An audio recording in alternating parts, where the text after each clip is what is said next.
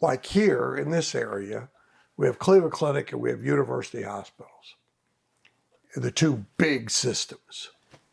And we had, in and around Cleveland, the first ring of suburbs and the second ring of semi-rural suburbs, we had a lot of small regional hospitals. We had a ton of independent healthcare practices of every kind, eye, back, PT, whatever. And over the last handful of years, Cleveland Clinic primarily, University secondarily, have bought everything. Yep. I mean, the consolidation is stunning. Yep. They can't make signs that say Cleveland Clinic fast enough. Okay? And that is not an accident. It is part of a trend. Okay? And PT is very vulnerable because they have already depended on doctors to hand them their patient.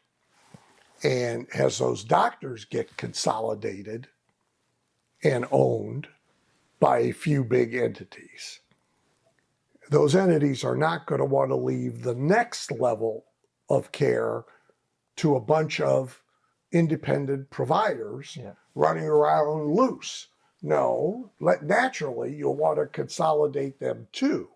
In the meantime, if you've been getting referrals from Dr. Smith, Jones, and Harris, and Dr. Smith retires and Dr. Jones and Harris become serfs of the Cleveland Clinic system, guess what? You're not getting any referrals from those guys anymore. Yeah. They can't, even if they wanted to. So you should not sleep well at night if you are, the worst number in business anyway is one, period, one of anything. Yeah. And so if predominantly you have one source of customers, clients, or in this case, patients, it doesn't matter what that one source is, by the way, but if that source is referrals from these 5 doctors who we drop candy off for and we take to a golf tournament once a year, et cetera, you ought not sleep well at night because you could have 0 sources like on Monday. Yeah. And that's a very real thing. Now, what happens when a lot of independent competing deliverers get crushed into a few is there's a big percentage of the population who goes along. They say, well, okay, that's the way it is.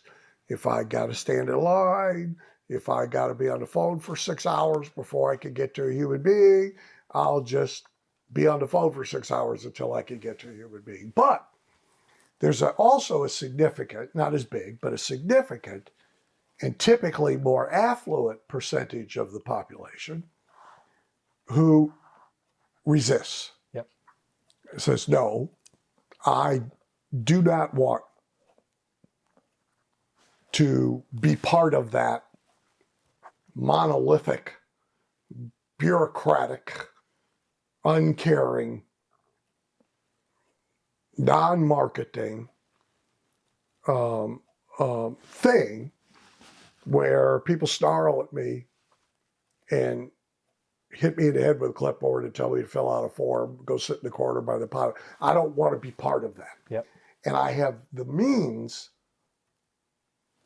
to buy other, and I will buy other, right? So private aviation has thrived, has commercial aviation has become 5 companies, and they're all shitty, right? I mean, some people have a frame of reference. I started flying commercially in 1974, first class. And when you flew first class in 1974, they held everybody else back. They brought you on board. Everybody was happy. They helped stuff your luggage into the overhead bins, and by God, it was going to fit. And they got you a drink and a snack before they even let the coach passengers on. And on long flights, there was like one flight attendant for every row. They sat down, they played cards with you. There were magazines, et cetera, et cetera, et cetera. Well, we all know, right? How was your flight now? Your last flight you took, it was horrible, right? Yeah. So people with the financial ability to do it, who still feel like maybe they're paying obscene prices and would rather, if they could fly first class commercial and be treated well, have moved to private aviation. And organized companies like Wheels Up have thrived. Leasing companies have thrived. The private aviation terminals where you used to, when I started flying private 15 years ago, there'd be, 2 or 3 people, but there wouldn't be packed. It's packed. I mean, packed. So there's this segment of society that says to itself, wait a minute, I can afford to be treated better, and I will find a way to be treated better. And you have this incredible separation that happens. And it is happening, and it is going to happen here. So there will be independence, truly independent private practices, PT practices, that not only survive this, but prosper from it. And there will be a bigger number who will be eaten by it and will just disappear into it. And there will be another number who will be out. If they're of the age to retire early, which is something that's happened in dentistry, they'll retire early. Or they're just going to get squeezed to the point they can't make a living. Because part of this scheme, the insurers keep reducing reimbursements, but costs keep going up, right? Right now, because of the labor shortage, your labor costs have gone up because you either got to pay more to retain them or you got to pay more to get them. We know with PT, there's big signing bonuses in certain areas.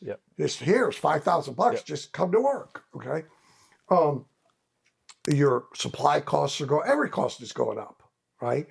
But your reimbursements are going down.